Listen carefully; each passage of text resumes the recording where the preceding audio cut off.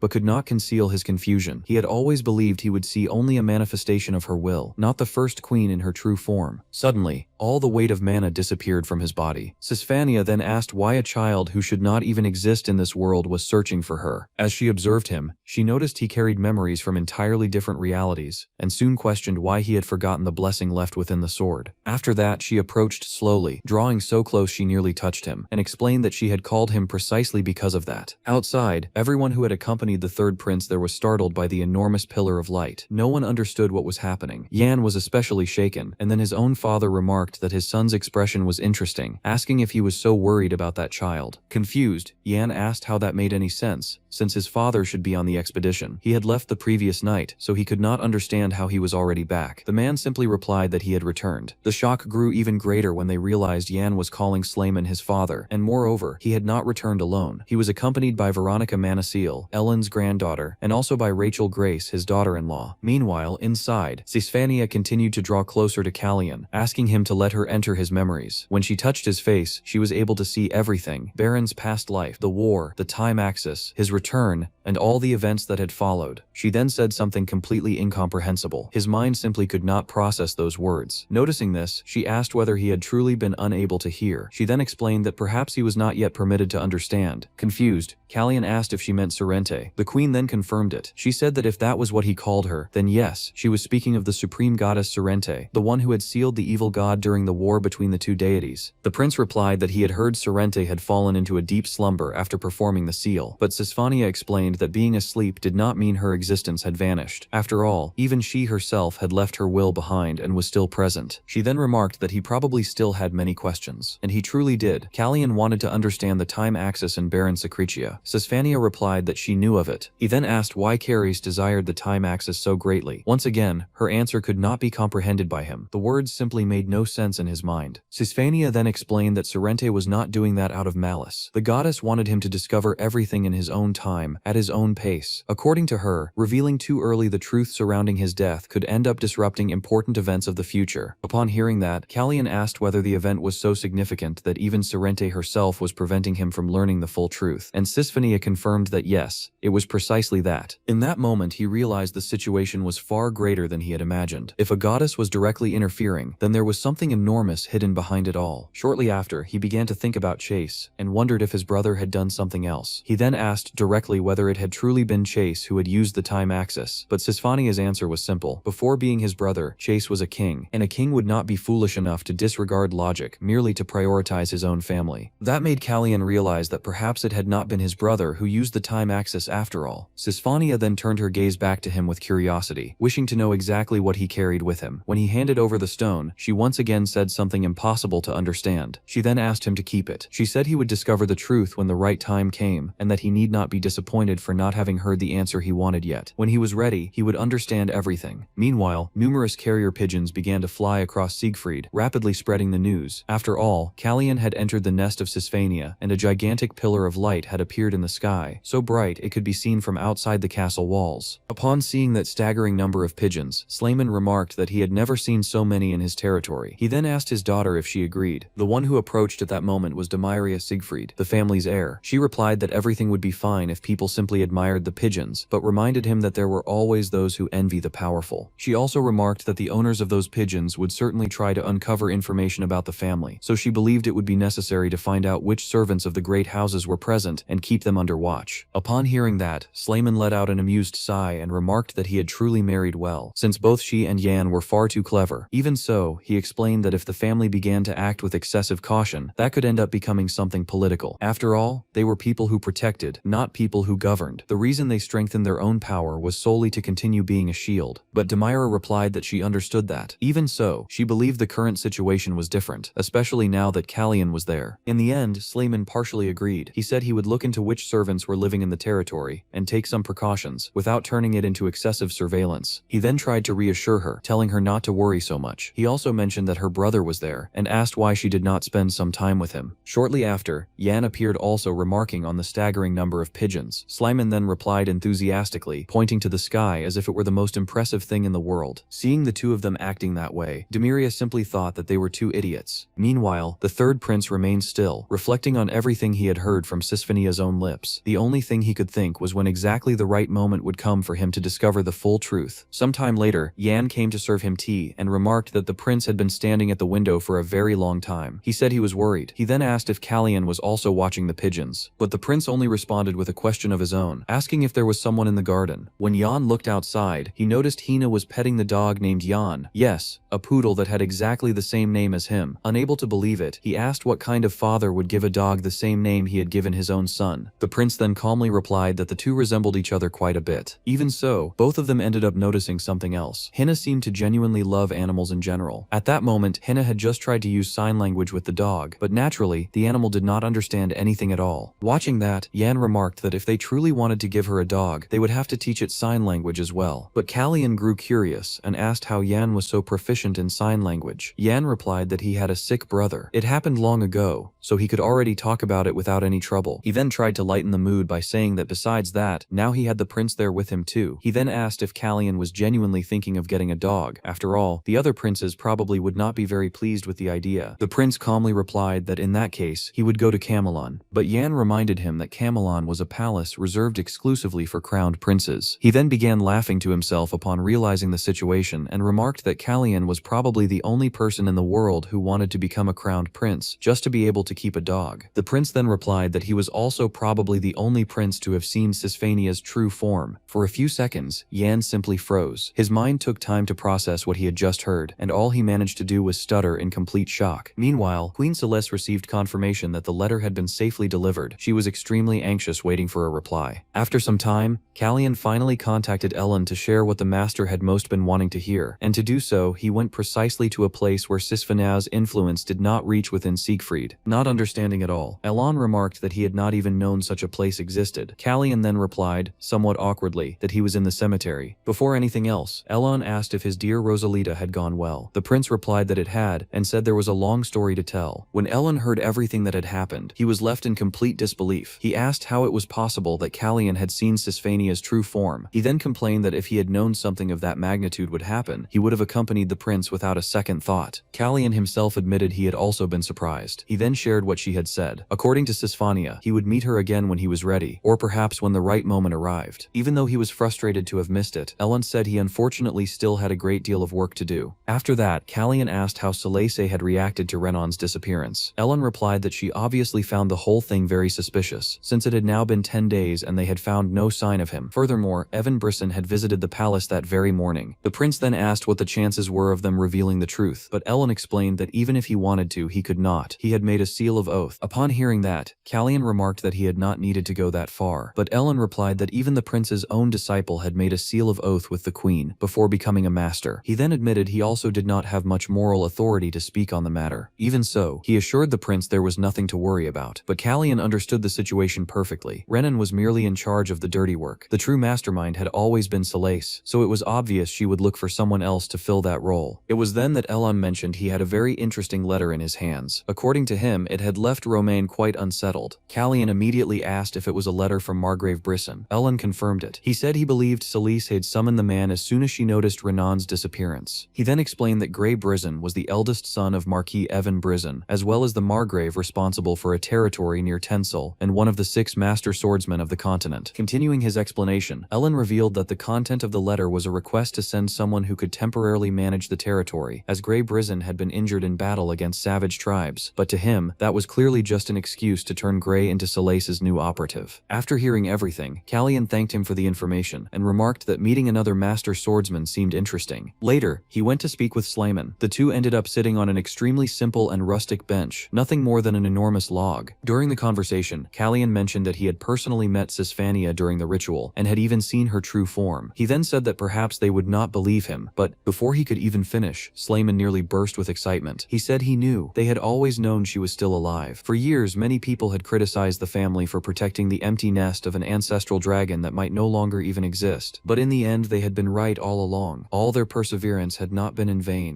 After that, the prince remarked that he believed he would meet Sisfania again soon. Because of that, he wanted to create a magic teleport connecting Karis to Siegfried. Slimon replied that he understood the importance of his opinion, but asked whether he truly believed His Majesty would permit such a thing. After all, there was the possibility it would increase Karis's exposure to external invasions. Kallian then explained he was thinking of connecting the teleport to his estate in Wittling, near the capital. In addition, he intended to establish another point about 1 day's distance from Siegfried's outer castle. He also made it clear that access would be extremely limited, and only authorized individuals would be able to use the portal, and if it ever became a security risk, they could simply destroy it. Sleeman replied that if His Majesty permitted it, the 1 day distance would pose no problem for them. After all, it was his request. But Kallian then said he had one more request. Slimon immediately asked if he wanted a duel. The prince replied it was something along those lines, just a little different. He then produced a beautiful crystal formed from magic and aura. Slimon was surprised to realize Kallian had made it without using a mediator. His surprise grew further when he saw the prince transform the orb directly into a sword. Kallian explained that he wanted to make that weapon his new blade. Slimon then asked if he wanted to test its strength. Without waiting long, he drew his own sword and told him to come. After all, Slimon von Siegfried was the second strongest master swordsman of the entire continent. From the very first blow, the ground of the training field cracked completely. As he fought, Kallian immediately realized how monstrously powerful the man was. The Duke's sword was heavy, just like its owner, yet at the same time incredibly fast. His movements had no openings whatsoever. Every blow was precise. The prince barely managed to escape the last attack, but even so attempted a counter at the very last instant. At that moment, Slimon noticed something remarkable. Even if only for a split second, the prince had managed to exploit a gap. He also noticed something else. Kallian's sword did not possess much brute force, but it was staggeringly fast. The duel continued intensely. Though he lacked in physical strength, Kallian possessed an extremely refined technique, and what was most frightening was that Slimon was not holding back for even a second. The fight remained balanced for quite some time. As they exchanged blows, Slimon began to think that the boy was far too talented. He also wondered exactly when he had become this way. Even so, he still believed the prince was no match for him. At this rate, he would soon discover the true limit of the boy's power. He then released his aura. Sensing it, Kallian also summoned his own aura. Slimon's first blow pressed the prince so hard that he was forced to fall back immediately. Even so, he managed to retaliate using his radiant and incredibly swift sword. The attack was fast enough to cut Slimon's neck, drawing blood for the first time. But shortly after, the master amplified his aura further and responded with a monstrous blow that sent the prince crashing to the ground. Even while blocking the attack, Kallian could not contain the full force. His radiant sword ended up shattering. However, Slimon's sword also became cracked. At the end of the duel, Slimon remarked that the moment the prince had wielded that sword, he had also perceived something important. But before he could finish the sentence, the door of the training field simply fell over. The reason was simple. Yoren and several soldiers had been trying to eavesdrop on the training from outside. When they came in, Yoren immediately saw Slimon's cracked sword and also the blood running down his neck. Stunned beyond belief, they asked if the master had lost. Later, after all that commotion had passed, Slimon appeared playing the violin with a surprisingly delicate touch, and frankly, no one would have imagined a brute of that size could play the violin that way. When the performance ended, Kallian replied that he was surprised. He had not imagined Slimon would be talented with both the sword and the violin. He said it was a shame to be the only one listening to the performance at that moment. Was it not? Slimon replied that if someone was a Siegfried, even without being able to wield a sword, they could still play the violin, and he assured him it would be an honor to play at the banquet as well. At that moment, Kallian noticed Slimon had a bandage on his neck and asked if the wound had hindered his performance. He replied that his skill would not rust from a mere little scratch. He said what had truly been hurt were his feelings, especially since Jan had seemed far more concerned about the prince than about him. Even so, Kallian thanked him for the training. Now he understood how long his sword could last, and realized that against a power exceeding a certain threshold, it simply could not hold. When Slimon had released his aura earlier, the sword had been unable to sustain that power, and his future depended precisely on overcoming that. Duke Siegfried remarked that when the sword vanished, a shard ended up grazing his cheek. Was that right? He then asked if Kallian was alright. He replied that he was not even bothered. He was fine. However, the Duke continued by saying that subconsciously, he had perceived something strange and ended up using too much power. He also explained that the swift way he wielded the sword was unusual. When he cut with it, or after a sequence of blows, he did not place weight in the waist. It was a very subtle habit, but still noticeable, and that was a trait typical of Baron Secreech's knights. Kallian remained silent, clearly uneasy. The Duke then remarked that it was a strange habit for someone who had learned learned swordsmanship in Kairos, was it not? Kairos swordsmanship placed weight in the legs. In the earlier situation, for instance, the balance should have come from the thighs. Furthermore, when making transverse cuts, he had the strong habit of placing his weight in the waist as he turned, rather than in his legs. He said Callian needed to be careful, because while other people might not notice, Margrave Grey Brisson would pick up on it immediately. Callian then asked if Slyman would not question him about it. Slyman von Siegfried replied that it would change nothing even if the leader of the elephants discovered what lay beneath the third prince's skin. He then simply asked that they duel again later. Was that alright? Callian thanked him, but asked whether the Margrave would truly be able to perceive his aura. Slayman then explained that when Margrave Grey had chosen to follow the path of the sword, there were rumors that Evan Brisson had not been pleased with it, and had ended up giving him the Margrave title. But there were also rumors that Grey was even better than his own father. Because of that, there was a strong chance he could truly perceive his aura. It would be better for his highness to prepare. Callian replied he would take that advice. 10 days later, Ellen remarked that Arsene Siegfried must truly be remarkable, because the prince simply refused to leave. Callian replied that his preparations were taking longer than expected, but as soon as he finished checking everything, he would depart. He then asked if Margrave Brisson had already headed to the capital. Ellen replied that he had not yet. He also said that although they had tried to delay the procurator's arrival in the territory as long as possible, 15 days had been their limit. Callian thanked him for that, saying it was already enough. He would use that time to prepare. As he walked through the corridors, he thought that he was a mage, and also a swordsman who was not publicly known as such. If Evan and Grey perceived his aura that way, they would become even more alert. Because of that, the following day he went to Arkin and asked how he could conceal his mana. Arkin replied that of course there was a method for that. Since he had 4 circles, he could certainly hide his mana. He also explained that both circles and aura drew from mana as their source. Thanks to Ellen's guidance, they also began researching the construction of magic teleports. Rachel and Veronica helped considerably in that area. Ellen then remarked that his daughter-in-law was truly a gifted mage. She had been researching magic teleports for quite some time, and it had been precisely she who had reduced Duke Siegfried's investigation time. She would certainly be of great help. And so, little by little, they built that project together. Arkson, Veronica, and Rachel worked on the research while Arkson taught him how to conceal his mana. The magic itself was not so difficult for him. The real problem was managing to retain the mana, and since only Slayman could confirm whether the energy of the aura was still showing or not, he was unable to leave Siegfried's castle during that period. After many repetitions between the teleport research and the aura training, he finally managed to conceal it completely, and Slayman was astonished. He said he could see absolutely nothing. Now Callian appeared to be merely a well-behaved prince who had never touched a sword before. In the end, Callian managed to prepare everything he had wanted. He then prepared to leave Elephant Territory. Before departing, he said he would return stronger. "Do you hear, Slayman?" And so he resumed his journey back to the capital. Meanwhile, Grey was receiving reports from the procurator. After hearing everything, he asked if that was all. He remarked that interesting things had happened during his absence, and asked whether he should head to the capital soon. At the same time, Ellen, upon entering the prince's personal vault, remarked that it never ceased to amaze him. There was the money that arrived every month from Karis's largest wheat field, from the territory of Whitling, and also from Apolloni's profits. He then informed Marilyn that the prince would never run out of money. She asked if he had finished everything he needed to do, and if he was going to lock the room again. He replied yes, and thanked her for the good work, Marilyn. But before he could go down the stairs, he ended up running into Prince Planche. What a coincidence. He remarked that it had been quite some time, had it not? Planche then asked if that boy had changed after meeting him, or if he had already changed before. He then said that Karis would not say anything, so he asked if the mage knew the truth. Ellen asked whether he had so many thoughts because he had stopped drinking, or whether he had stopped drinking precisely because he had too many thoughts. Planche asked if that bothered him. Ellen simply replied that everyone changes, Prince Planche, whether by stopping drinking or by losing fear of one's brother's reckless actions. Everyone changes. Simply that. Time passed, and it had already been 20 days since Callian had left Siegfried's territory. At that moment, they were stopped at Raddington, gazing at the region's beautiful lake. Callian thought it was a shame they could spend so little time in such a beautiful place. The only reason they had managed that pause was because Veronica's horse had fallen into a hole along the road, which ended up delaying the journey. Shortly after, Jan appeared carrying a tray and remarked that Viscount Raddington suited that place quite well. He was known as someone serious and attentive. Since they would soon be arriving in Karis, Jan said to take this as a brief rest. Callian agreed, saying they probably would not have another opportunity to relax like that, because everything would become quite hectic once they returned. But their peace ended quickly, when an exceedingly lavish carriage appeared. Upon seeing it, Callian told Jan to send a message on his behalf. Jan asked the Viscount whether he would truly reveal that the prince was staying there. Tessed Raddington was clearly nervous, thinking that even someone as removed from high society as himself knew very well that Prince Callian and the Brissons had a terrible relationship. He therefore suggested it might be better to turn them away, since they had been the first guests. Jan replied he would do that if it were any other member of the Brissons. However, since this was specifically Margrave Brissons, then Callian should meet with him. At that that moment, Tessid realized it was indeed the Margrave himself and remarked, already relieved, that the prince had saved him from that complicated situation. Later, everyone was gathered in the same room. Tessid Raddington, Callian, and Margrave Greybrisen. Grey did not even stand up to receive the prince. He said perhaps his highness was unaware, but he was injured and therefore could not demonstrate the appropriate etiquette by standing. Tessid was extremely nervous about that. Callian, for his part, knew very well that only one noble was authorized to greet a prince while remaining seated or mounted on a horse. Duke Slayman von Siegfried, and this was definitely not that man. Grey insisted that his injury hurt too much for him to stand. Callian then coldly replied that he should at least lower his head. Outside, listening through the door, Yan began to grow worried. He wondered why Callian was being so aggressive, and if the Margrave lost his temper and reacted violently, should he call Mr. Hertz? At that instant, Arkson appeared asking what Jan was doing standing at that door. Jan replied that he had come at a good time, because he would probably need his help and someone else's. Arkson remarked that he was still thinking about some ideas